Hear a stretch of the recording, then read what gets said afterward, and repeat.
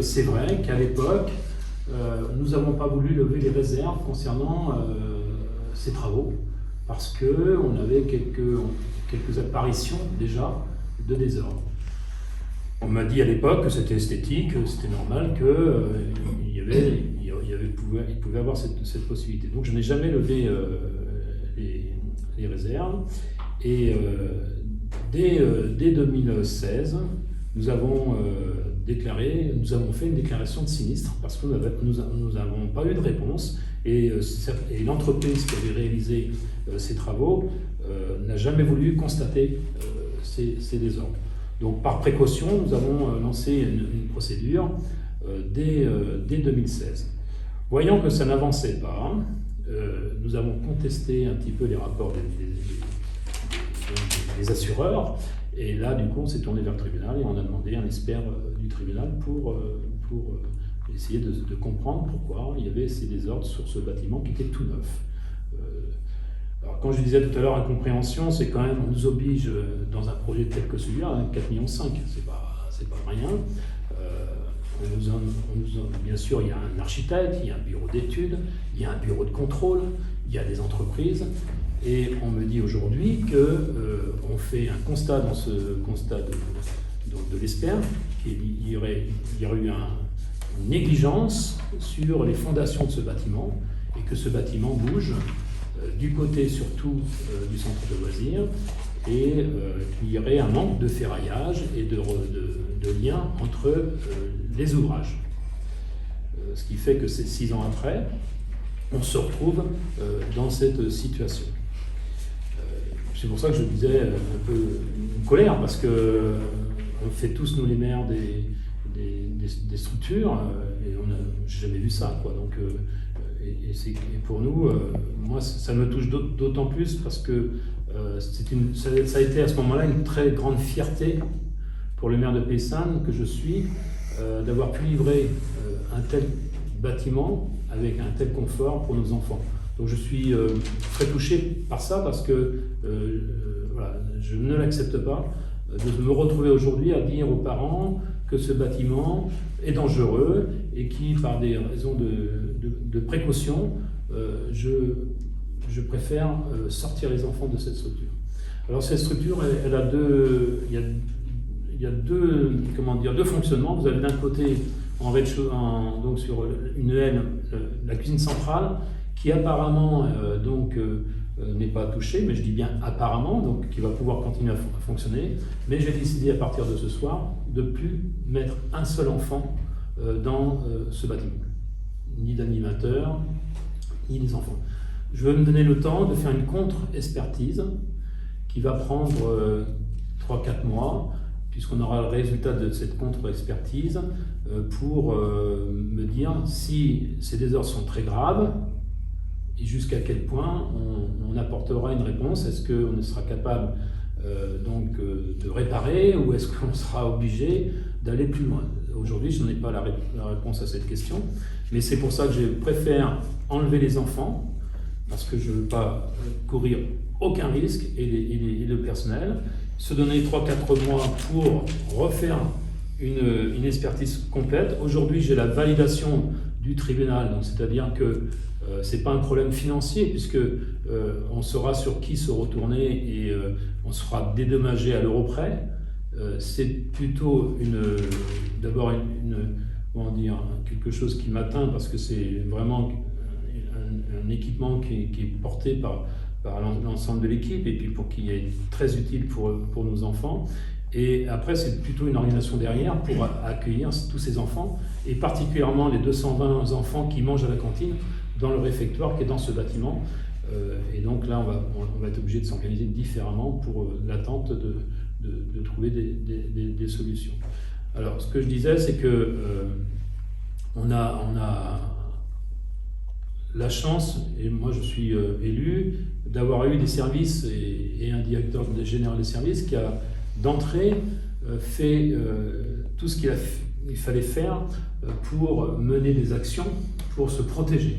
Si aujourd'hui je suis serein, c'est que, pour la commune, parce que c'est un impact financier important, c'est qu'on a déroulé depuis le début donc tous les outils en notre possession pour attaquer donc des procédures d'experts. Donc c'est pour ça que on va avoir une période là de 3-4 mois incertaine parce qu'on ne sait pas combien de temps ça va durer, on sera fixé en avril, mais donc il faut que nous, de l'autre côté, on puisse s'organiser pour accueillir les enfants et surtout rassurer les parents. Et c'est pour ça que je prends cette décision, parce que vous savez que l'important pour moi dans toute la vie de vie que je mène, c'est avant tout la sécurité de nos enfants, et je préfère avoir des contraintes de logistique, des contraintes d'organisation que de prendre le moindre risque. Donc c'est pas très intéressant, c'est pas très plaisant en fin d'année comme ça, quelques jours avant Noël, d'annoncer, parce que c'est un équipement qui fonctionne très très bien et qui est très apprécié par les Clisonnais, de leur dire qu'on va leur enlever ce genre d'équipement. Donc ce que je veux dire aussi, c'est qu'on va mettre tout en œuvre pour que dès la rentrée de janvier, même s'ils vont plus dans cet établissement, ils auront le même service public, le même confort. On a eu la chance depuis ces années-là de s'enrichir de bâtiments publics comme l'école de la gare que nous avons construit, d'autres équipements, et de pouvoir avoir une réaction à la hauteur du confort que nous avons aujourd'hui sur la ville de Bussonne. Mais bon, voilà, aujourd'hui, il faut qu'on fasse avec, il faut que tout le monde comprenne que le maire n'avait pas le choix, un autre choix que de celui de prendre cette décision, parce que là aussi, voilà, on remet, c'est toujours pareil, quand on dit on recommande au maire d'évacuer ce bâtiment, il n'y a pas une injonction, c'est pas... Alors ce que je veux vous dire aussi, c'est que le bâtiment n'est pas en péril, je ne prends pas un arrêté de péril, hein, puisque moi, cette précaution que je prends aujourd'hui, je le redis, pour la sécurité des enfants, mais c'est pour aller chercher au fond ce qui va devenir de ce bâtiment, voilà. Et on ne peut pas faire des études approfondies dans ce bâtiment-là si j'ai des enfants au milieu, avec un risque qu'il peut se passer quelque chose. Donc c'est pour ça que moi j'ai tranché, j'ai pas hésité un instant de trancher pour fermer. Je sais que ça derrière il y a des conséquences, mais voilà, c'est pas négociable. Donc dans ce bâtiment, il y a à la fois le centre de loisirs et la cuisine centrale. Alors, tu as une aile où il y a la cuisine centrale qui n'a pas les désordres qu'on a vu se pointer sur le reste du bâtiment.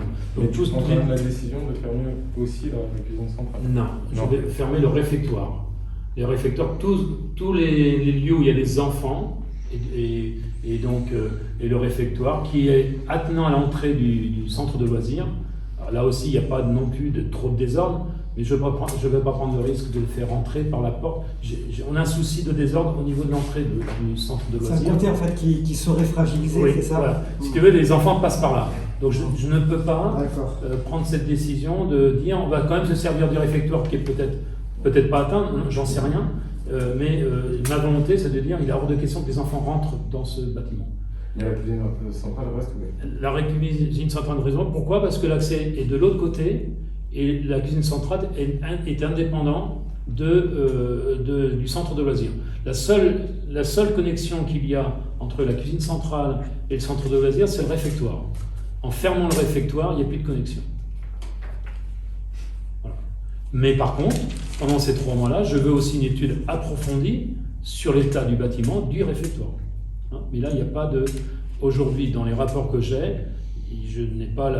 D'abord, il y a beaucoup moins de... Voilà, c'est pas le même fonctionnement qu'un centre de loisirs, il y a beaucoup moins de passages, et donc il n'est pas touché comme l'autre est touché. Par exemple, sur le bâtiment des bureaux du centre, c'est incroyable, si vous y allez, vous verrez, sur le bâtiment du service enfance et jeunesse, le mur de la directrice, il s'ouvre comme ça. Ça veut dire qu'il n'a pas été rattaché par des ferrailles au bâtiment. Donc c'est comme ça que je vous disais tout à l'heure, on a eu un bureau d'études, un bureau de contrôle, on a tout eu, architecte, l'entreprise, comment c'est possible quoi? Je n'y arrive pas, moi c'est pas la première fois que je suis des chantiers, et voilà, qu'on est arrivé à ce résultat-là. L'entreprise qui a œuvré, c'est une entreprise que vous avez déjà fait travailler sur d'autres... Non, comme c'est toujours des marchés publics, Ouais. donc c'est la première fois qu'elle venait sur le... Elle a répondu... D'accord. Elle avait toute l'assurance, elle a été confirmée justement par bureau d'études, par l'architecte. Donc, c'est vrai que son attitude en fin de compte de départ, de ne pas répondre à nos demandes, c'est ça qui nous a déclenché le fait qu'on s'est engagé dans une déclaration de sinistre, puis après avec donc des experts judiciaires, parce que justement elle ne nous répondait pas. Et heureusement, enfin, peut-être elle nous aurait répondu, elle aurait caché ses vices de forme, on aurait peut-être été plus embêtés, parce qu'on n'aurait peut-être pas été aussi alarmant sur ça. Et là, je remercie, vous savez, et je le dis encore, dans une collectivité, vous avez les élus qui prennent les décisions, vous avez les techniciens quand même qui sont là pour vous mettre le doigt sur des problématiques. Et là, j'ai été bien informé dès le départ qu'il fallait suivre, regarder ça de près. Donc je les remercie parce que si les techniciens ne m'alertent pas, on n'aurait jamais fait cette procédure. Et aujourd'hui, j'ai une décision de justice qui vraiment me satisfait complètement, même si je dois donc évacuer le centre de loisirs, mais je suis protégé par une décision de justice qui fera foi quand il va falloir donc, que quelqu'un paye tous les dégâts que ça va causer. Justement, c'est quoi la suite devant la justice, le tribunal, enfin, qu'est-ce que vous allez mettre en route justement donc là, contre cette société? Maintenant que c'est un document du tribunal qui me dit la recommandation c'est d'évacuer, donc je le fais, je me pose même pas la question, j'évacue, je me donne, on recrée un travail d'expert, on en a pour 3-4 mois, donc sur avril, on aura une situation plus approfondie donc de la situation du bâtiment. On va me dire, monsieur le maire, là les fondations ne tiennent pas du tout, il faut certainement démolir, peut-être. Ou on pourra faire des pieux pour renforcer l'assise du bâtiment. Ça, j'en sais rien. Donc ça c'est la deuxième étape. Suite à ça, une fois que j'aurai le rapport définitif des experts, j'attaquerai en justice tous ceux qui ont participé à ce chantier. Voilà. Donc ça veut dire que si on me dit en avril que on peut réparer, ça ne sera pas la même chose que si on me dit, monsieur le maire, une partie du bâtiment devra être démolie. Donc c'est pour ça que je ne veux pas être alarmiste aujourd'hui, mais ça n'enlève en rien de ma décision d'aujourd'hui de fermer la structure. Donc après, je ne peux pas dire aujourd'hui combien d'années. Si c'est pour réparer, ça peut aller bien plus vite. Si on me demande de démolir une aile du bâtiment, il faudra reconstruire. Mais où je peux rassurer, et grâce au travail qui a été fait en amont, c'est que la commune ne sera pas pénalisée financièrement sur ce dossier-là. Des assurances. Oui. Là, avec le document que j'ai aujourd'hui, je suis tranquille. Côté financier. Mon seul souci aujourd'hui maintenant, c'est comment je fais fonctionner mon école qui est à côté, où il y a plus de 200 élèves qui mangeaient dans ce réfectoire. Donc c'est-à-dire que dès janvier, on va être obligé de s'organiser, peut-être à louer des grands Algeco. On va recréer un réfectoire à côté parce que je souhaite vraiment que nos enfants restent sur le même espace. On ne va pas déplacer, surtout avec ces temps. On est gâtés, cette année avec le Covid et tout, je ne vais pas m'amuser à déplacer 200 élèves par car pour les emmener dans un autre lieu. Il faut que nous, on puisse les laisser sur place. Et puis je veux rassurer les parents également qu'on va trouver des solutions adéquates sur le confort de leurs enfants. Donc ça pourrait être cette solution d'Algeco. On va y réfléchir. On se donne, à partir de la semaine prochaine, puisque comme je ferme ce soir, on va donc intégrer les enfants dans chaque école pour le centre de loisirs, pour les périscolaires, alors qu'ils venaient sur la structure. Et puis ils vont être dispatchés par école, voilà. Donc on va faire au plus simple pour les 4 jours. On aurait pu me dire, parce que ça a été dit, sincèrement, monsieur le maire, est-ce qu'on attend, puisque le bâtiment n'est pas en péril, est-ce qu'on attend les vacances scolaires pour évacuer? Je suis désolé, avec un tel document, je ne prends pas ce risque-là. Donc à nous de trouver des solutions. Même s'il reste 5 jours, on trouvera des solutions. Par exemple, pour la cantine, pour l'école du Point de Clavel, on va servir pour les 4 jours qui nous restent un plateau repas froid qui sera servi dans les classes parce qu'on n'a pas le temps de s'organiser d'ici là. Pour l'école du Point de Clavel. Voilà. Ce que je voudrais vous faire sentir, c'est ça. Ça aurait été beaucoup plus simple pour nous, logistiquement, de dire on attend, on est à 8 jours des vacances scolaires, il va peut-être pas s'effondrer, ou il n'y aura pas une poutre qui va tomber. Mais vous savez que la responsabilité du maire là-dessus, c'est trop grave. Donc, les enfants de l'école du plan de Clavel qui mangent habituellement au réfectoire, on va leur distribuer vraiment un plateau un repas froid. Pour la dernière semaine. Ouais, dans l'école. Dans l'école.